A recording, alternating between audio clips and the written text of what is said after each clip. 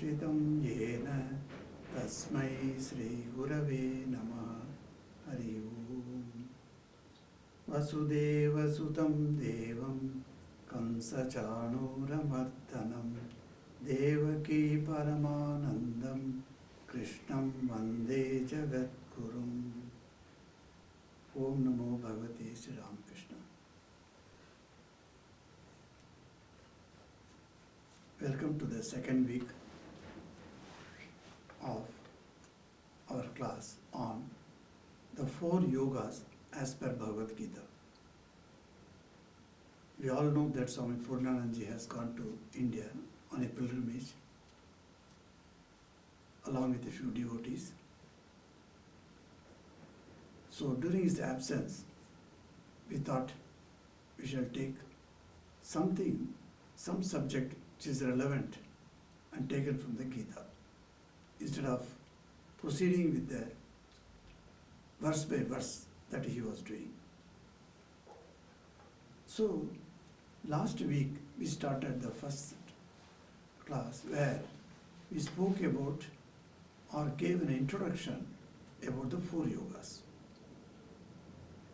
As we saw in the last week, that each chapter of Bhagavad Gita is called a yoga.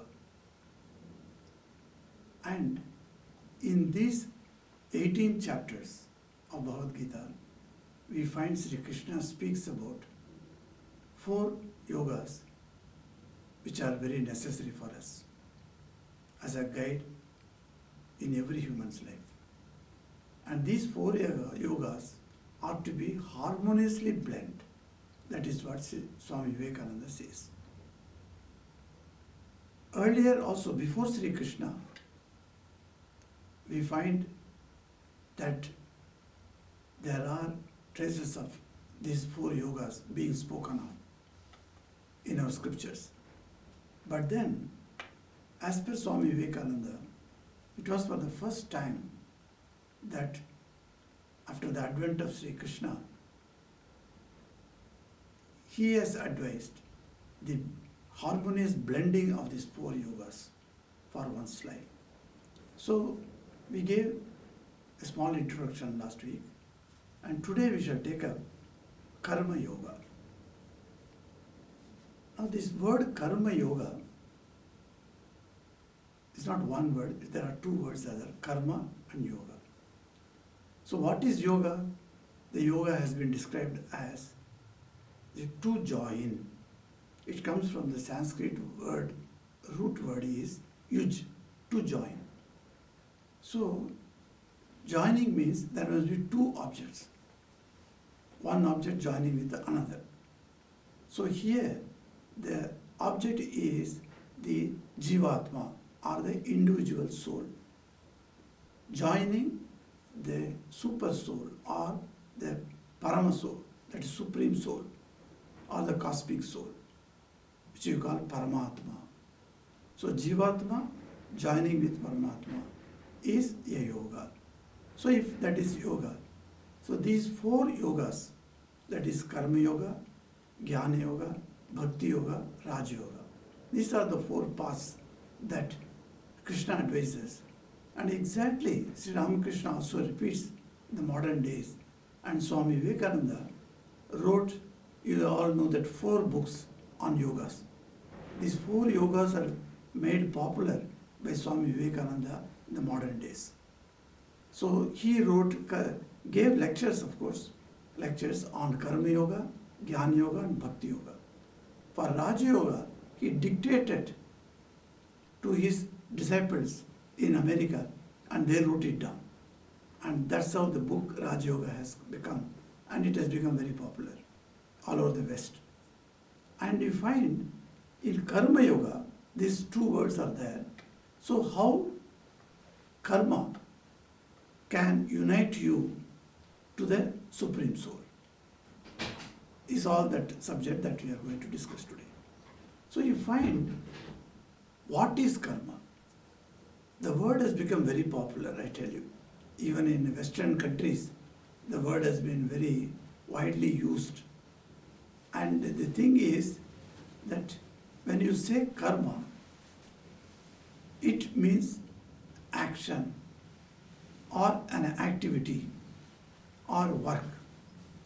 In whatever word you use, there is an element of action is within that. So karma. Karma is an action if you take it. Then this karma, if you find, is associated with the result of action also. Is sometimes we say, oh, the person is suffering, and we say, oh, his past karma has come to him. Actually, karma has not come to him. The karma's results have come to him. So the results also are indicated in the word karma. So if we simply use karma, it can mean either the action or the result of action also. So the karma word has become very broad term nowadays. So both of the meanings can be attributed to the word karma. But if you take it karma as an action or an activity or a work, does any type of work becomes karma? For instance, we have this radiator. The radiator functions, so it works. The fan works, light works, we say. They are also having an activity. An action is being done. So can you call the radiator, what radiator is doing, that is giving us warmth, giving us heat, can it be called karma? So the questions arose in the earlier days, which one you will call karma? If you say karma means action, and any action, can any action be called karma? Then they found, no, you can't call any action. A bus is being driven. Can you call the running of a bus as a karma? It is an action, no doubt. It is a work. But then the bus does a particular work. But then can you call it karma? No. What is the difference? And which type of action you will call karma?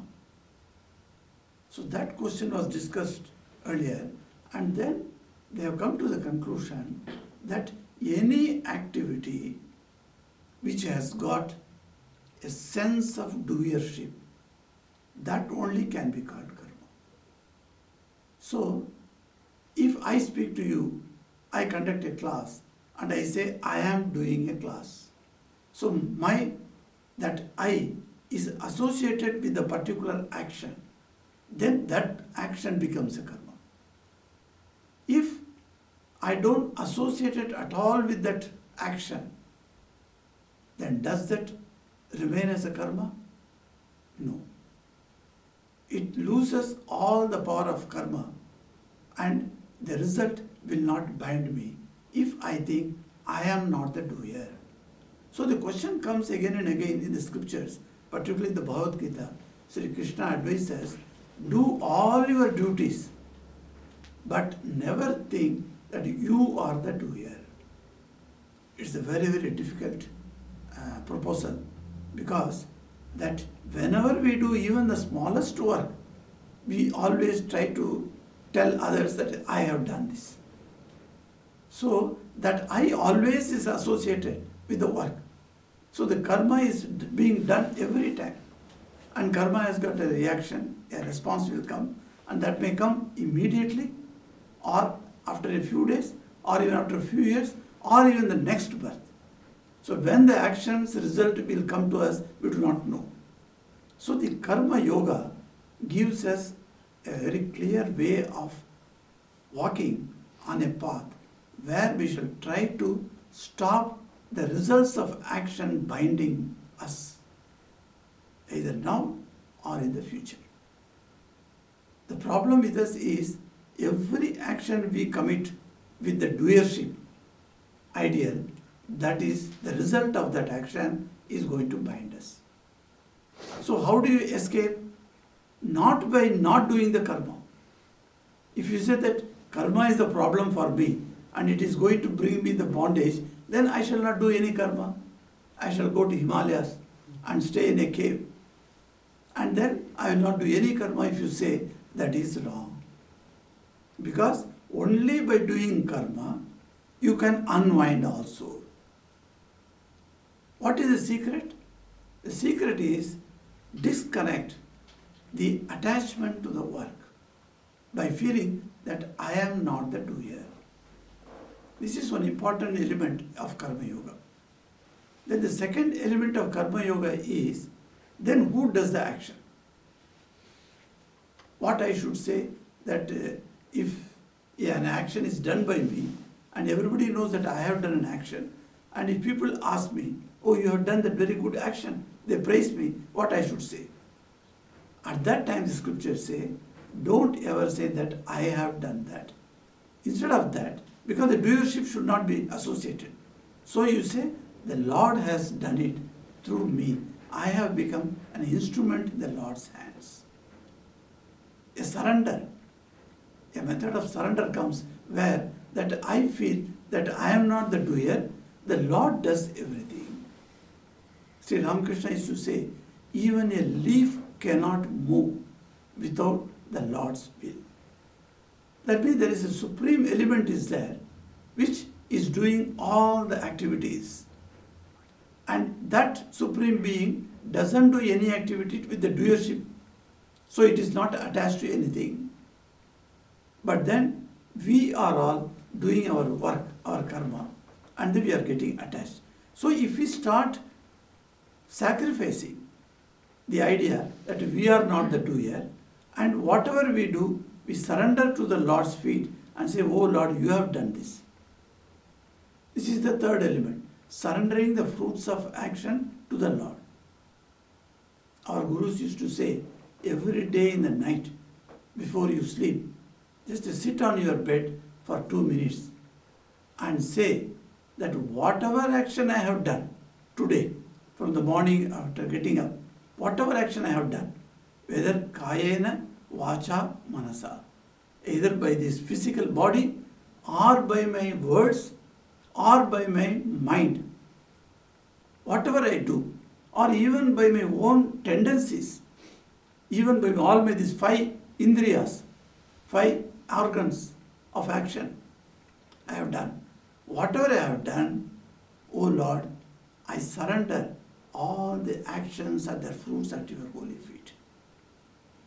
Like that you say, and dissociate yourself mentally, slowly with the action that you are doing. So these are the 3 elements. First element is, I am not the doer. Second is, He is, that is the Lord is the doer. Third is, whatever I perform, I surrender the action and its results at the feet of the Lord. So this is, in simple way to put it, this is the gist of Karma Yoga. This Karma Yoga has been done by many people in the past, like Janaka Rishi, who was the foster father of Mother Sita. We find in the Ramayana how wonderful Janaka does all activity. He was a king as well as he was a rishi. So he was called a Raja Rishi, king as well as a rishi, a sage. And that sage, he always did the activities completely detached.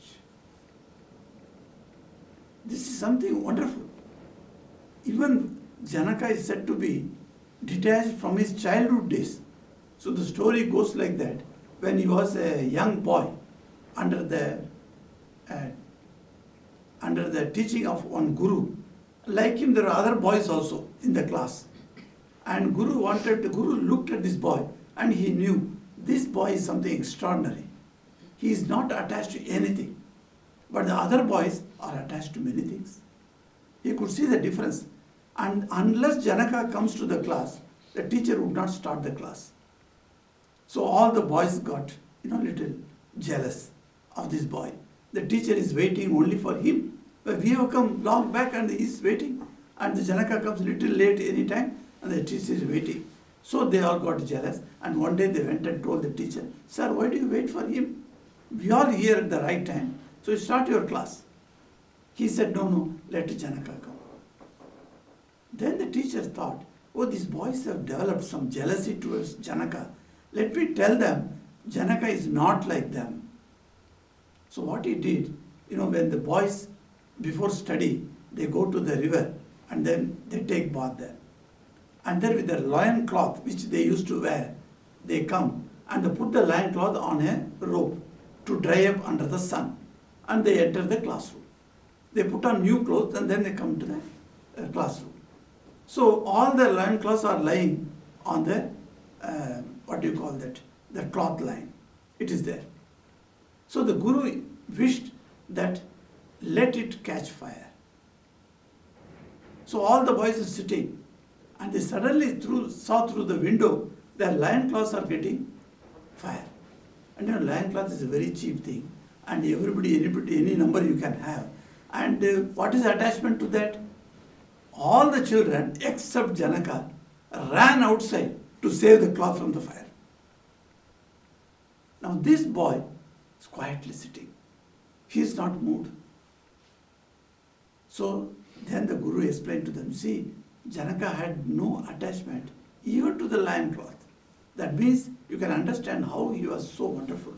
So this type of examples we find, that great rishis were there, great men were there. Lord Krishna was like that. There is a beautiful story told by Lord Krishna, how he was utterly unattached. He used to play with the gopikas. The gopis, the girls of that village, they are called gopis, They used to come and play with him. He was only a less than 16-year-old boy. He used to play with the other girls and play the flute also. So everybody was very happy with Krishna. One day, he said, my Guru is coming. He is situated, he stopped at the opposite bank of the river Yamuna. He is waiting there for me. One day I will go and see him and pay my respects. So the gopis came and told Krishna, Krishna, tomorrow we have planned to go there and meet your Guru. So tell us what message you want to send. Krishna said, I am not going tomorrow, I will go some other day, but you all go.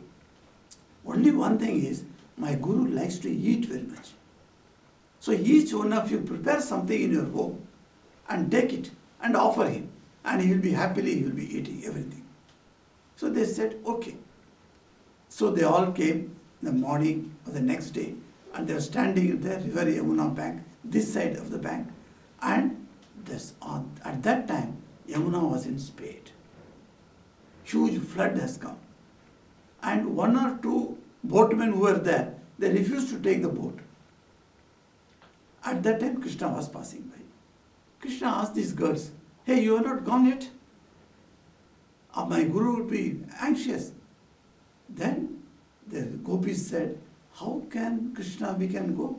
Because the boatmen are refusing to take the boat in these flood waters. He said, if you want really to go, you can do one thing. You all have prepared some food? Yes. We have prepared some dish. We are okay. And in the pot they have kept. You put the pot on your head and stand before the Yamuna river and say, if Krishna has never touched us during the dance performances, oh Mother Yamuna, give way. Then the girls looked at him. Well, when you are dancing, naturally the touching comes, But we have touched you and you also touched us. How is it we can say a lie that if you ever touched us, how can you say that? He says, if you want to pass, then you say this, otherwise I am not worried. So Krishna went away. So the girls went a little upset. So let us do what Krishna says. And they all said, if Krishna hasn't touched us at all during your dances, oh Yamuna, please give way. And strangely, the river gave way. And they all walked the other side. And then they saw the Krishna's Guru.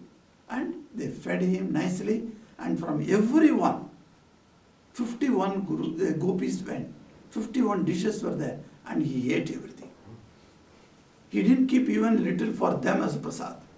He ate everything. So the story goes on like that. And in the evening, after talking to him and knowing about Krishna's childhood days, etc., they were very satisfied and they were returning. At that time they saw again the Yamuna was in spate. There was no boatman in sight. How they will cross? So they told the Guru, oh Guru, how are you going to start? He said there is only one way to cross this river. Tell Yamuna river, oh Mother Yamuna, if this Guru has never eaten anything, give way. They were surprised. Each one brought one dish and this Guru ate. And now they have to say to the Yamuna that he has not eaten anything. If that is true, then you give way. So these girls, anyway, no other way because they have to return to their homes. So they went and told Yamuna, and Yamuna gave way. So the story says, so they all came, safely reached their homes. Next day when they met Krishna, they asked Krishna, we are really worried because we are unable to understand. You touch us, dance, while dancing you touch us. And this Guru also ate everything. And we had to tell a lie to Yamuna that he never ate and you never touched us. What is the meaning? Then Krishna teaches them the detached way of performance of a karma. I have been dancing with you, but do you know that I never felt that I am doing the dance? Pashyan, Shrinvan, Sprishan, Jigran. It says, Krishna says in the Gita that seeing, hearing, eating, touching, during all the types of activities, the wisest man dissociates himself from the action of performance. He is completely detached. He knows that he is not the doer. So Krishna did like that. And his Guru also was a great man. So he ate everything but never felt that he was eating. So whatever, that's why we teach all the normal people, even when you take anything food, we say, let us do a prayer of offerings. Brahmarpanam, Brahmahavi, like that we say. And we tell the people also, mentally you offer things to God and then put it. Because this food, it doesn't belong to you. You are not the owner of this food. God has provided you this food. So this food belongs to Him. So offer to Him first and take it as a sacred food. With that feeling, what happens from the childhood you practice this, then what happens? This dissociating, the temperament to dissociate with the eating of the food comes to you. When you grow in age and 30 years, 40 years, you are offering the food to Lord and eating, you are never attached to what you eat. So the performance of action of eating is done completely detached. This is one of the very important method of. I met one gentleman in my wandering days in India. So one place I went, and it's called Jwalamukhi. In Himachal Pradesh it is there. Jwalamukhi means a temple. It's a Divine Mother temple where you find everywhere the fire is burning. There is a gas or somewhere underneath the earth, and fire comes out. So everywhere the fire is there, and the fire is considered as a Divine Mother, and they worship. So there I went. So there's one place where to stay in the night. So I went to a chaul tree where people are given one mat or one blanket, and then you sleep there and put your bag there. So I kept my bag and went for a temple and then came back. So before going to temple, I wanted to have a bath. It's a hot place. So I went there and there was a well. So there was a bucket attached to a rope. So you can easily put that, maneuver the rope so that the bucket goes into the well and you pull the rope and the water comes up. So you can take bath. So there I saw one gentleman was sitting and he said, "Oh monk, you sit here. I will provide you the water." And he was doing that. I said, "Why you should do it? I can do that. I can also draw the water from the well. So I am capable of that, so you don't need to disturb yourself." He said, No. This is my seva. This is my work I do. I have a shop and the shop work is over. I close the shop and straight away come to this place. And several hundreds of pilgrims are coming here. And this is the seva I do. I am cherished doing this work for the pilgrims. And then he did that. So I took bath with that water and then came to the temple. Then the And next day morning when I met him, I asked him, how you are doing this seva? Why do you do this? And before answering that, he told me everything about me, which I have never spoken to him. First time I'm meeting him, from where I am coming, where I stayed 3 months in the wandering days, where all I went, and where I was born, as if he knows everything about me, he was telling. And he was a Sardarji, a Sikh religion, that is, they are Sardarji, they are called. They have got a turban and they keep their beard. And that's Sardarji. He was telling everything. And I was surprised. Then I asked him, what is the secret of your knowing about me? That means you'll be knowing about many pilgrims? He said, yes. When I see a person, I know everything about him. How did you get this power? He said, simple. I know I am not the doer. I don't attach to the work that I do. I of course do this work. Everybody will say that Sardarji is bringing the water from the well and he is pouring on the people so that they can take bath. Okay. But then I know I am not the doer. Then who is the doer? The Divine Mother who is in the temple. She makes me work. And then the result of the action I offer to her. So by doing this, I got this knowledge. This wonderful power. It's called Siddhi. There is a story, a beautiful story comes in Mahabharata. The Mahabharata story says that a novice went for meditation in a woods attached to a village. And he was sitting there under a tree. And he was in a deep meditation, he was there. So over the branch there was a bird. And the bird defiled on his head. So when hot thing fell on his head, his meditation was disturbed. And he looked up. So what is this? And he saw a bird was sitting there. He said, you bird, you defiled me and you disturbed my meditation. And then he took water in his hands and threw the water on the bird, telling, you be reduced to ashes. Immediately the bird got fire and it was reduced to ashes. Then this boy thought, hey, what a wonderful power I have got. I never knew that I have got this power. I cursed and immediately the curse came into effect. That means by meditation I have gained some power. So on that day he went to the village to beg his alms, beg his food. So he went there. The first house he saw, he went and knocked the door. A few seconds went on, nobody's opening. Another time he knocked, nobody's opening and no sound from inside. Another time, third time he knocked, with a little anger came. See, he was by nature angry, I think, because he could not tolerate that bird, he burnt it. So here also, he started getting angry. At that time, a lady from inside was shouting from inside. She said, oh novice brahmachari, don't think I am the bird on the tree. Don't start cursing me. Be patient. I will come and open the door when I am free. So he was stunned. What is this? Somewhere in the woods it happened where nobody has seen this, what I have done today morning. And this lady sitting in this village, in her house, how did she know that I burnt a bird today? So he was very curious. He said, no, I won't go here. Whatever time let it take, I'll wait and find out from this lady, how did she know? And he waited. Waiting. Then finally she came.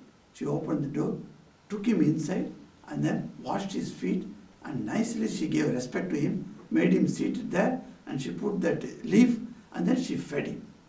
And she told her, you see, my husband is a paralytic patient. He's lying there. I was bathing at that time. After bathing, putting him in clothes, then I have to feed him. Then only I can attend to any work. That is my main important work in my life, to attend to my husband, who is sick, who cannot get up, who cannot eat on his own. That is my greatest work of my life. And how can I attend to anybody else at that time? Even God comes, he has to wait. Like that she said. So the brahmachari understood. Then after eating, he said, Mother, I understand your predicament and your purpose of action, etc. But tell me, how did you get this power to know what I did today morning? She said, if you want to know the secret of that, from here 5 villages after, the 6th village, there is a butcher. You know what butcher does? Butcher takes the flesh of an animal and he cuts it to pieces. And then he sells it. That is his work. A butcher is there, go and ask him. So he was surprised. This lady is itself a very wondrous thing. And she is sending me to a butcher. So let me go to the butcher. So he started walking. So he reached the 6th village. And when he went to that village, in the outskirts of the village, that he saw the butcher. He has got a house, a thatched house, and the butcher was standing outside. He has got a wooden bench and he is cutting, very quickly he is cutting the flesh. And the people are there in queue and he is selling them, taking the money also, putting it in the box, and is doing that work. So this boy went and stood in front of him. And the butcher, looking at him, said, did that lady from that village send you? Wait, I will tell you what is the secret of karma. The boy got surprised. Oh, this is another surprise. Because this butcher, he had never met him. First time he is meeting him. So he waited for him. And he cleaned the place. And then he called this brother, this brahmachari, come and sit. And then he taught him the secret of work. There is a beautiful lecture by Swami Vivekananda, the secret of work in Karma Yoga. If you take the Karma Yoga book, it is available as a free PDF in internet also. You can download it. The chapter is called The Secret of Work. How beautifully this Mahabharata explains, this butcher explains to this boy, what is the secret of work? If you do your work without getting attached and feel that God is the doer, not you, and submit all the effects of the work, the results of the work, and offer them to God, then you are completely disconnected from any of the results of the action. So you are not going to be bound. But the results will come. Do you think that results will never come to you? Yes, results will come to you. But since you are not attached, they are not going to bind you. The results binding me is a problem. That is what the ordinary karma does. But when you do the karma as a karma yoga, then the binding, you can escape from the bondage. That is a beautiful way these stories are told in our scriptures, how one can think of this karma yoga. And also, when the first point, we are clear now, I hope so, that we should not do any work with attachment. That we do every work with detachment. Okay, now who is doing the work? The Lord is doing the work. Why should I think the Lord is doing the work? Because this world and me are not different from each other. Sometimes we humans, due to our faulty understanding, I should say, we talked within us that, you see, those animals, they are such and such state. See the birds, the trees are there so beautiful. When you go to the nature, we always say the nature is so beautiful.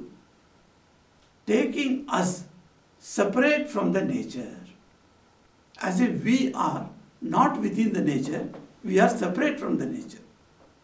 We always talk like that. But is it true? On second thoughts, you will find, as the animals are part of the nature, as the trees and plants are part of the nature, as birds and insects are part of the nature, so also humanity also is part of the nature. Are we out of the nature? Just because we have to be more thinking faculty and we have got to express in the language, do you think that we can separate ourselves from the nature? No. We are part of the nature. That means if you are part of the nature, the entire nature is driven by some force. And that cosmic force is considered in religion as God. If you don't believe in God, what do you call it? You simply call it force. Some people say, they bless us, oh, may force be with you. What do you mean the force? You are not forced to think like that. But then force they mean is there is a power, a supreme power than my power. Even my power and your power, like that 100 human beings' power put together, cannot match that power. It's a supreme being, the cosmic power. When tsunami comes and 60,000 people are drowned and 5,000 villages are destroyed at one within a few seconds, do we have that power? We don't have that power. But then the power of the supreme, the cosmic power, is very huge. You cannot even imagine that power, what it is. You can prepare a hydrogen bomb and throw and massacre the entire humanity. But then that power is nothing before the nature's power. So nature's power is called God's power. So that power, that force, that supreme being, there is a supreme being which is doing everything. And what a silly thing that we say that I have done this, I have done that. So our scriptures say and our sages say, why should you feel? And you are putting yourself into, because of this ego attached to my work. The problem is the results of the actions are going to bind me. I am falling into the bondage without knowing unnecessarily.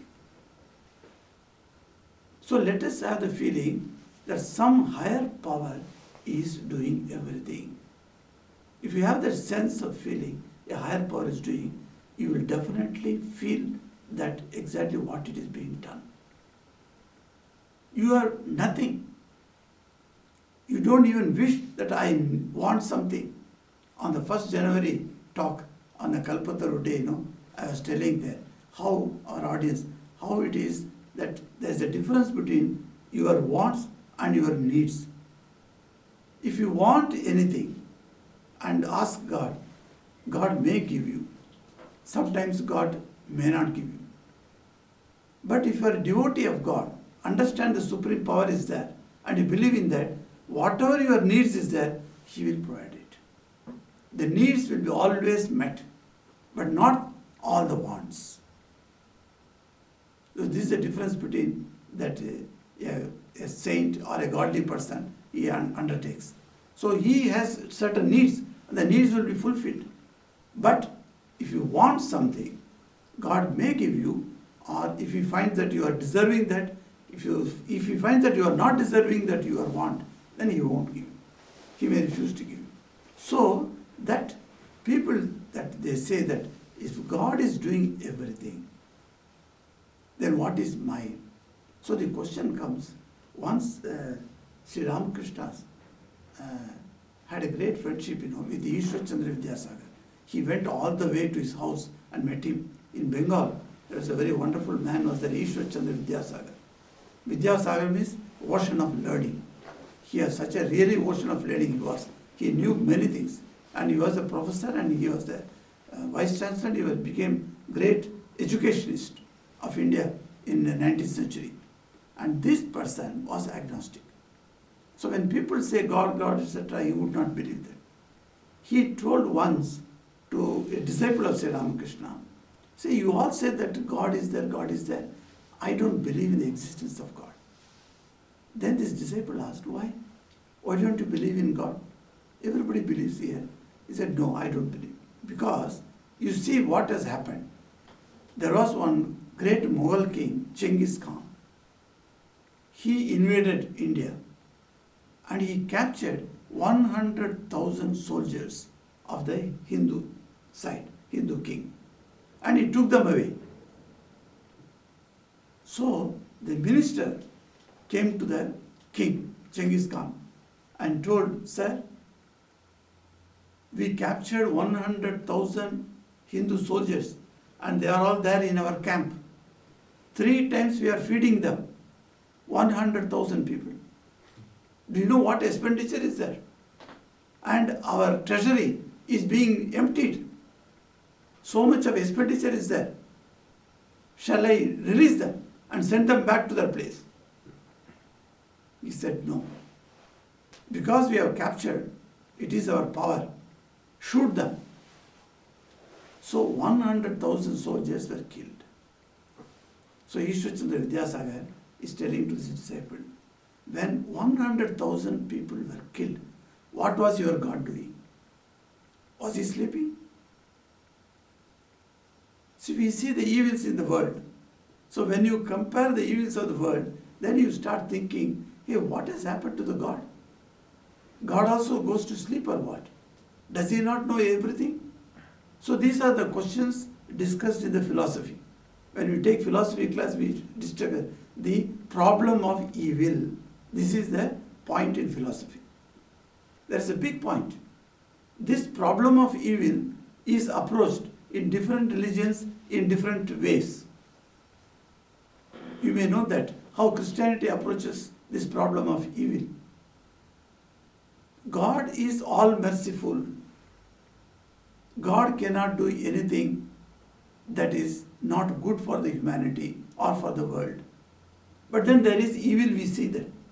Is it not? There are many evils before us. Then how these evils came? It is not the work of God. It is work of somebody else. So this devil concept comes there. So in philosophy, what happens? There are different ways of approach to resolve this problem of evil. So when people read this philosophy, and then if your temperament is attuned to a particular class of philosophy, then you accept this. So like that, multitudes of people you will find, they are accepting different approaches to this problem of evil. So what Gita says about this problem of evil in Karma Yoga, it says that whether it is good or bad, this is always a relative thing. And both are being done by God only. Sri Ramakrishna used to say that if there is no darkness at all, would you realize the worth of the light? There is no darkness, okay. Every time, all the 24 hours you are having light. You won't appreciate the light at all. Because there is a darkness, and now there is a night, what is called night. When the sun comes, we are so happy. Of course, in Ireland, sun arrival means it's a very big thing. And the whole day people are talking, oh, shiny day, wonderful day. That is the one topic, everywhere you hear. Even the taxi driver speaks about the sun only. So, everything, everywhere you talk about sun. So why? Because there was dark. The darkness was there. So, the good and evil, good and bad, must be there in his creation. That cannot be removed. You can't have all the people as good, and neither you can find all the situations are good. Neither you will find all the opportunities that come to me are always better for me. No. Both will come to me. Now, Gita approaches this point that if anybody gets good things in life, and if anybody suffers in life, both are made by man. So according to my karma, I reap the fruits of my own action. If my action originally was good, then I have good results. So I enjoy. If originally my actions were bad, then I now suffer of the result. So it says that whoever does in good or bad, in the same way the results come to him and he enjoys or suffers. So this approach seems to be more scientific, and then when we say that, it suits certain temperaments and they accept. Particularly students of Vedanta, they find this is more acceptable to them. But if you find that you are a believer in a God, and then God does everything, and then you will have to invent other approaches. So there are other approaches. For instance, Buddhism does not believe in existence of God at all. So the problem of evil is resolved because there is no one who is bringing the evil into this world. There is no God at all. So their approach to the existence of evil in the world is another thing. So they also believe in the law of karma and say the law of karma brings all the evils. So the different approaches are there. Now what I was telling you, this karma yoga is a very good tool in our hand. With that we can use it to cut the bondage that we are creating every moment by our action. So for that, these three elements of karma yoga are necessary. One is that I am not the doer. Second, the Lord behind me, the power behind me, the force behind me is the doer. Third, that I submit all the results of my action at the end of the day to the Lord. So surrender to the Lord. People who are devotional temperament, they find this idea is very good. Surrender to the Lord everything. You surrender to the Lord, He takes care of you. There was one Pandit, he was called Jagannath Pandit. He was a very poor man. And he surrendered everything to the Lord. And said, Lord, or Lord does. But then Lord does also some bad things for him. For instance, he was not getting any income at all. So how he will run his family? Though he is surrendering to God, but then he is worried, my family I am unable to maintain. So Lord is not giving me any job and any income. So what should I do? Then he went to one place and took this Gita and he took that sloka, whoever thinks of me continuously, I carry their needs on my shoulder, Krishna says. So he had a red pencil, so he cut that off, struck that off. Oh Lord, you are telling a lie. Your promise is not correct. Because I am suffering now. You have not brought any of my needs. And you are promising in the book that you are going to do that. So I will not believe you. So he cut that. And in the evening, when he goes to the house, he finds so many new things are there. His wife and 2 children have got so many items to eat. So they all sat and ate. And then he asked his wife slowly, what is this? From where you got all these things? She said, you only sent these things. He says, no, I did not send. You are mistaken. Today I went to that riverside and slept away. I did not send anything. He said, no, 2 boys came.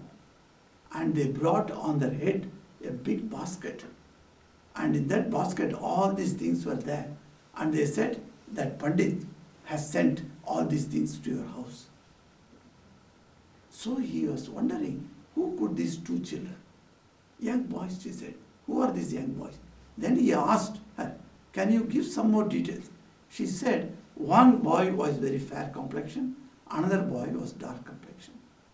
Immediately the Pandit started thinking, oh, is it Balaram and Krishna?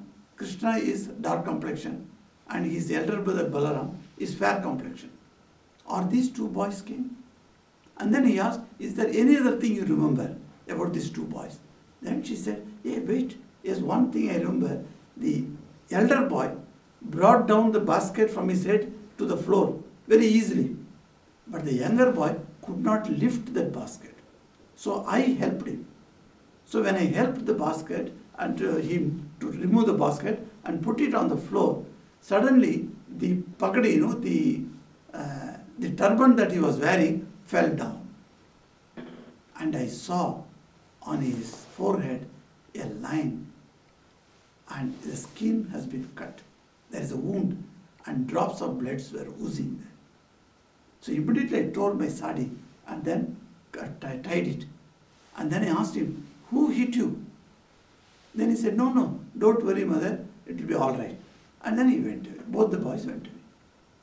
Then this Pandit is thinking, I struck off that I carry my devotees' needs. Sri Krishna promises in Gita.